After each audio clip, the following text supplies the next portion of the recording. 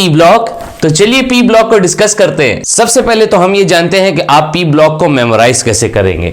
Babar Ali Gilani Indian थे, काला सिख गया सिंध पंजाब, नोमान पर असलम साहिब बैठे, ओ साइमा से तुम पूछो, फायजा को बस इतना उठाओ, हक नवाज और कमरान जिंदा रहो। P block elements group number 3 से लेकर 8 के दरमियान मौजूद होते हैं और इनकी जनरल इलेक्ट्रॉनिक कन्फिगरेशन होती है NS2 NP1 से लेकर 6 तक। ऑब्वियसली क्योंकि इनकी इलेक्ट्रॉनिक कन्फिगरेशन P पे ख़त्म होती है, इसी वजह से इनको पी ब्लॉक एलिमेंट्स कहा जाता है। इसमें एक एक्सेप्शन है कि हीलियम जो है तो 1s2 शो करता है, ये वाली इलेक्ट्रॉनिक कन्फिगरेशन नहीं शो करता क्योंकि हीलियम जो है नोबल गैसेस से बिलोंग करता है, इस वजह से इसको पी ब्लॉक में रखा गया है। First element shows anomalous behaviour due to small size and absence of D orbital.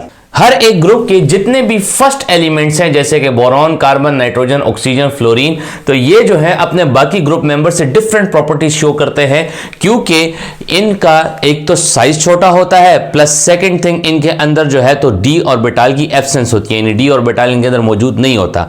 आगे चलकर हम कभी डिस्कस करेंगे MR अकेडमी के अंदर, मैं आप लोगों को बताऊंगा कि डी ऑर्बिटल का इसके अंदर क्या रोल है। वैसे MR अकेडमी से याद आया कि अगर आपको 9, 10 फर्स्ट ईयर सेकेंड ईयर के ऑल सब्जेक्ट्स बायोकेमिस्ट्री फिजिक्स चाहिए, आपको कोई भी क्लास अगर स्टडी करनी है तो हर एक क्लास के 1000 रुपीज हैं और सारे के सारे लेक्चर्स आपको डिलीवर कर दिए जाएंगे घर बैठे ही। नीचे व्हाट्सएप नंबर मौजूद है, उसके ऊपर आप लोग मैसेज करें, डेमो क्लासेस देखें और अपनी क्लासेस को कंफर्म करें। चलिए अब आगे बढ़ते हैं और निक्टोजेंस को डिस्कस करते हैं। पी ब्लॉक एलिमेंट हम लोग डिस्कस करेंगे और पी ब्लॉक एलिमेंट में अभी हम लोग नाइट्रोजन फैमिली को यानी निक्टोजेंस को डिस्कस करते हैं और इनके हवाले से जितनी भी इनकी प्रॉपर्टीज और जितनी भी इंफॉर्मेशन है इस ग्रुप की हम लोग अभी इस वीडियो के अंदर डिस्कस करेंगे। वीडियो को सेव कर लो, बड़ा ही मजा आने वाला है, बहुत सारी इंफॉर्मेशन इसके अंदर मिलेगी। सो ग्रुप 5 एलिमेंट्स को निक्टोजेंस भी कहा जाता है। पी इसमें साइलेंट होता है क्योंकि भाई आपको पता है एटमॉस्फेयर में नाइट्रोजन की परसेंटेज काफी ज्यादा है। नाइट्रोजन फैमिली के साथ साथ इसका ये नेम भी लिया जाता है। जनरल इलेक्ट्रॉनिक कन्फिगरेशन इसकी जो है NS2 और NP3 है। अब इसकी जो इनकी जो इलेक्ट्रॉनिक कन्फिगरेशन है ना बेटा, इसको मोस्ट स्टेबल इलेक्ट्रॉनिक कन्फिगरेशन भी कहा जाता है among all the groups from 3 to 8। इस वजह से क्योंकि यहां पर आप देख सकते हैं कि यहां पर P के अंदर 3 इलेक्ट्रॉन्स आते हैं। अगर P के अंदर 3 इलेक्ट्रॉन्स आते हैं इट मींस दैट कि P हाफ फिल्ड है और half filled orbitals more stable होता है देन पार्शियली फिल्ड ऑर्बिटल। यही रीजन है कि इनकी इलेक्ट्रॉनिक कन्फिगरेशन को स्टेबल इलेक्ट्रॉनिक कन्फिगरेशन कहा जाता है। इसके अलावा ये नाइट्रोजन है, फास्फोरस है, आर्सेनिक है, एंटीमनी है, बिस्मिथ है और मॉस्कोरियम है। तो ये सारे के सारे एलिमेंट्स नाइट्रोजन फैमिली के अंदर आते हैं। और अगर इनके मैं यहां पर बात करता चलूं एटॉमिक नंबर की तो 7 नाइट्रोजन का होता है, इसमें 8 प्लस करें तो 15 आता है फास्फोरस का, फिर 18 प्लस करें 33 आता है आर्सेनिक का, फिर 18 प्लस करें 51 आता है एंटीमनी का, 32 प्लस करें तो फिर इसके बाद 83 आता है बिस्मिथ का और फिर 32 प्लस करो तो ये मॉस्कोरियम। तो ये जो हमारे पास लास्ट वाला जो एलिमेंट है ये रेडियो एक्टिव है, रिसेंटली इसको डिस्कवर किया गया है और इसकी हाफ लाइफ बहुत शॉर्ट होती है। अभी इसके ऊपर रिसर्च चल रही है, लिहाजा इसको हम लोग अपनी जो है आगे फर्दर स्टडी के अंदर इंक्लूड नहीं करने वाले, हम लोग बिस्मिथ तक पढ़ेंगे। तो आप देखें यहां पर 8, 18, 18, 32, 32 इस तरीके से आप ऐड करेंगे तो इनके आपके पास एटॉमिक नंबर आ जाएंगे। इसके अलावा नाइट्रोजन जो है तो ये नॉन मेटल होता है, फास्फोरस भी नॉन मेटल होता है, आर्सेनिक मेटालॉइड होता है। मेटालॉइड कहते हैं बेटा जिसके अंदर मेटल नॉन मेटल दोनों की प्रॉपर्टीज हों। इसी के साथ साथ एंटीमनी भी मेटालॉइड होता है, बिस्मिथ टाइपिकल मेटल है और ये भी मेटल के अंदर कंसीडर किया गया है फिलहाल तक। इसके अलावा आप देख सकते हैं कि नाइट्रोजन का यहां पर सिंबल में N मौजूद है, फास्फोरस का P मौजूद है, आर्सेनिक का AS मौजूद है, एंटीमनी का यहां पर SB से कोई भी ताल्लुक नहीं है। तो फिर यहां पर SB इसका सिंबल क्यों है और बिस्मिथ का BI है तो ये BI यहां पर मौजूद है। तो एंटीमनी का ये जो सिंबल है ना ये लैटिन वर्ड से लिया गया है जिसको कहा जाता है स्टेबियम। तो स्टेबियम नामी लफ्ज के अंदर से ये SB का वर्ड जो है यहां से उठाया गया है। जैसे जैसे आप ग्रुप के अंदर डाउन द ग्रुप आते जाते हैं तो एटॉमिक नंबर इंक्रीज होने की वजह से साइज यानी शेल्स इंक्रीज होती जाती है, तो साइज ऑफ द एटम्स क्या होता जाता है, इंक्रीज होता जाता है। इसी के साथ साथ आयोनाइजेशन एनर्जी क्या होती जाएगी भाई, आयोनाइजेशन एनर्जी हम लोग कहते हैं कि आखिरी शेल में से इलेक्ट्रॉन निकालने पर जो एनर्जी लगती है तो उसको हम लोग आयोनाइजेशन एनर्जी कहते हैं। साइज छोटा होगा तो इलेक्ट्रॉन न्यूक्लियस के करीब होगा तो ज्यादा एनर्जी लगेगी इसको निकालने पे, साइज बड़ा होगा तो इलेक्ट्रॉन न्यूक्लियस से दूर होगा, इजीली जो है हम लोग इसको निकाल सकेंगे, कम एनर्जी लगेगी। तो down the group size increase हो रहा है तो आयोनाइजेशन एनर्जी क्या होती जाएगी, डिक्रीज होती जाएगी। इसी के साथ साथ नेक्स्ट है मेटेलिक करैक्टर। जैसा कि अभी मैंने आपको बताया कि ऊपर वाले नॉन मेटल थे, फिर मेटलॉइड आए, फिर नीचे वाले मेटल थे। अब देखें ना, नीचे वाले मेटल हैं, इसका मतलब ये है कि भाई वो इजीली मेटल क्या करते हैं, इलेक्ट्रॉन को लॉस करते हैं। मेटल इलेक्ट्रॉन को लॉस करते हैं, इसी वजह से उनकी आयोनाइजेशन एनर्जी कम है, क्योंकि वो खुद लॉस करना चाह रहा है तो तुम उसको क्या एनर्जी दोगे कि भाई वो उसमें से इलेक्ट्रॉन को निकालेगा।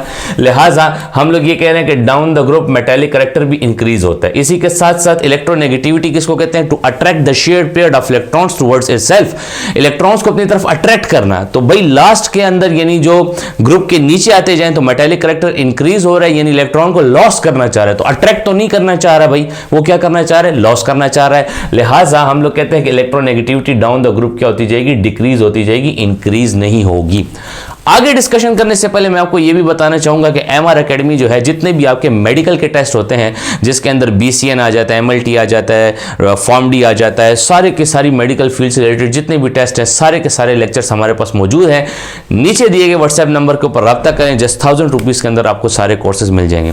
इमेजिन करो पूरे पाकिस्तान के अंदर ऐसी कोई अकेडमी नहीं है जो कि 1000 रुपीज़ के अंदर सारी की सारी क्लासेस, यानी हर एक क्लास के सेपरेट 1000 रुपीज़ है। जो भी क्लास आप पढ़ना चाहते हो उसके सारे के सारे सब्जेक्ट जो है आपको 1000 रुपीज़ के अंदर मिल जाएंगे। जस्ट आप 1000 रुपीज़ पेमेंट करेंगे, हमारी टीम आपको उस ग्रुप के अंदर, उस क्लास के ग्रुप के अंदर ऐड कर देगी। सबर करो, जा रहे किधर हो, अभी तो और भी इंफॉर्मेशन लेनी है। अक्रेंस के बारे में बात करते हैं।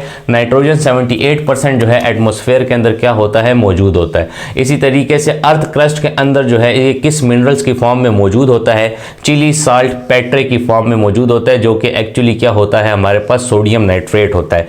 इसी तरीके से इंडियन साल्ट पेट्रे की फॉर्म में भी मौजूद होता है, जिसको हम लोग पोटेशियम नाइट्रेट कहते हैं। इसको वीडियो को सेव कर लो क्योंकि तुमसे भूल जाएगा, ये काफ़ी इंपॉर्टेंट मिनरल्स हैं, इसके ऊपर MCQs पूछा जा सकता है। नेक्स्ट जो है, ये प्रोटीन के अंदर भी नाइट्रोजन मौजूद होता है, जैसे कि हमारे पास अमाइनो एसिड्स होते हैं, अमाइनो एसिड्स के अंदर नाइट्रोजन मौजूद होता है। इसी के साथ साथ अगर हम लोग नेक्स्ट मेंबर की बात करें इस ग्रुप के, फास्फोरस, तो फास्फोरस जो है तो ये एपिटाइट फैमिली के मिनरल के अंदर मौजूद होता है। Appetite family actually main component of phosphorus rock. Appetite family जो है तो फास्फोरस रॉक का मेन कंपोनेंट होता है, इस वजह से इसको एपिटाइट फैमिली कहते हैं।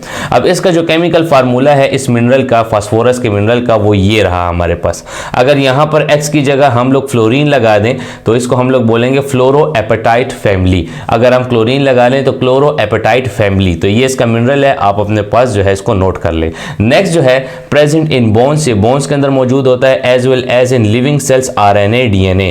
तो RNA DNA के अंदर भी फास्फोरस मौजूद होता है। इसके अलावा फास्फोप्रोटीन मिल्क और एग्स के अंदर भी मौजूद होता है। तो फास्फोरस इन जगहों के ऊपर मौजूद होता है। अदर ग्रुप मेंबर्स की बात करूं जिसके अंदर आर्सेनिक, एंटीमनी और बिस्मथ आ जाता है, तो मेनली ये सल्फाइड के मिनरल्स के अंदर मौजूद होते हैं S-2 की फॉर्म में।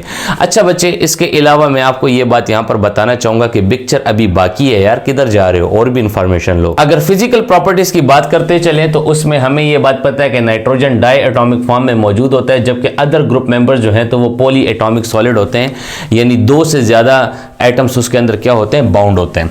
अगर मैं मेल्टिंग पॉइंट और बॉइलिंग पॉइंट की बात करता चलूं तो डाउन द ग्रुप हम लोग आते जाएं तो उसमें melting point, boiling point increase होता जाएगा, क्योंकि एटॉमिक साइज इंक्रीज होता जाएगा। जितना ज्यादा एक एलिमेंट का एटॉमिक साइज बड़ा होगा उतना ज्यादा वो हैवी एलिमेंट होगा, उतना ज्यादा वो बॉइल नहीं करेगा। लिहाजा हम लोग ये देखते हैं कि डाउन द ग्रुप आए तो नाइट्रोजन से ज्यादा फास्फोरस का बॉइलिंग पॉइंट है, फिर उससे ज्यादा जो है तो ये एंटीमनी का है, इस तरीके से आर्सेनिक का है, फिर बिस्मथ का है। लेकिन हम लोग इसके अंदर देखते हैं कि रेगुलर ट्रेंड जो है इसके अंदर फॉलो नहीं हो रहा है। आर्सेनिक के बाद एंटीमनी का बॉइलिंग पॉइंट ज्यादा है, फिर एंटीमनी से बिस्मथ का ज्यादा होना चाहिए, लेकिन बिस्मथ का एंटीमनी से कम बॉइलिंग पॉइंट है। इसी तरीके से मेल्टिंग पॉइंट के अंदर भी हम लोग वेरिएशन देते हैं कि डाउन द ग्रुप इंक्रीज हो रहा है, लेकिन अचानक से ये जो है आर्सेनिक का एंटीमनी से ज्यादा है और एंटीमनी का बिस्मथ से ज्यादा है। तो ये जो इरेगुलरिटी आ रही है बॉइलिंग पॉइंट के अंदर, एक्चुअली ये इस वजह से आ रही है क्योंकि नीचे जो हैवियर एलिमेंट्स होते हैं, हैवियर एलिमेंट्स के अंदर इनर्ट पेयर्ड इफेक्ट पाया जाता है। अब ये इनर्ट पेयर्ड इफेक्ट क्या है, आप देखें यहाँ पर ये जो है तो इसकी इलेक्ट्रॉनिक कन्फिग्रेशन है, तो जैसे जैसे एटम बड़ा होता जाता है वैसे वैसे उसके अंदर जो है तो उसका न्यूक्लियर चार्ज भी इंक्रीज होता जाता है, प्रोटॉन उसके न्यूक्लियस के अंदर ज्यादा होते जाते हैं। तो वो प्रोटॉन क्या काम करते हैं, वो न्यूक्लियस क्या काम करते हैं, वो स्ट्रॉन्ग न्यूक्लियस जो है हैवियर एलिमेंट्स के अंदर, यानी ये जो हैवियर एलिमेंट्स हैं, इन हैवियर एलिमेंट्स के अंदर होता क्या है कि वो इस s वाले ऑर्बिटल के अंदर जो ये दो इलेक्ट्रॉन्स पड़े होते हैं ना, इनको टाइटली होल्ड कर लेता है, यानी इनको जाने नहीं देता। तो यहां पर इनकी इनकी जो ऑक्सीडेशन स्टेट है वो +5 होनी चाहिए यहां से यहां तक, क्योंकि इनके वैलेंस शेल के अंदर 5 इलेक्ट्रॉन्स हैं, लेकिन यहां पर क्या हो जाता है +3 ऑक्सीडेशन स्टेट पर डोमिनेट हो जाती है, यानी 2 इलेक्ट्रॉन्स यहां पर क्या हो जाते हैं, इनर्ट हो जाते हैं, यानी रिएक्शन के अंदर हिस्सा नहीं लेते, आगे जाकर रिएक्ट नहीं करते। जब रिएक्ट नहीं करते तो बॉइलिंग पॉइंट उस मेटल का क्या हो जाता है, ज्यादा हो जाता है। लिहाजा हम लोग कहते हैं due to inert paired effect, जिसकी वजह से ये 2 इलेक्ट्रॉन्स इनर्ट हो जाते हैं, तो लिहाजा इनका बॉइलिंग पॉइंट जो है तो इसका ज्यादा हो जाता है एज कंपेयर टू उसके। तो हम लोग ये बात कहते हैं कि इस रीजन की वजह से बॉइलिंग पॉइंट में वेरिएशन आती है। इसी के साथ साथ नेक्स्ट हम लोग अगर बात करते चलें तो एलोट्रॉपी के हवाले से कि नाइट्रोजन जो है तो ये इसके अलावा सारे के सारे एलिमेंट जो है तो वो एलोट्रॉपी को शो करते हैं, यानी डिफरेंट शक्लें अपनी बना सकते हैं। अब तुम क्या समझ रहे हो कि यहाँ पर ये ख़त्म हो गया? भाई ये वीडियो लंबी होने वाली है, सेव करो टिकटॉक के ऊपर लंबी वीडियो, ये मेरी जो है तो हिस्ट्री की लंबी वीडियो होने वाली है, आगे भी चीज़ों को डिस्कस करते हैं। वीडियो के स्टार्ट में मैंने आपको ये बात बताई थी कि नाइट्रोजन अपने अदर ग्रुप मेंबर्स से जो है तो डिफरेंट बिहेवियर शो करता है। उसका रीज़न मैंने आपको बताया था कि उसका स्मॉल साइज़ है और उसके अंदर डी ऑर्बिटल नहीं होता है। तो भाई स्मॉल साइज तो समझ में आता है, ये डी ऑर्बिटल का क्या खेल है। आप देखें ये नाइट्रोजन की इलेक्ट्रॉनिक कन्फिग्रेशन है, 7 इसका एटॉमिक नंबर है।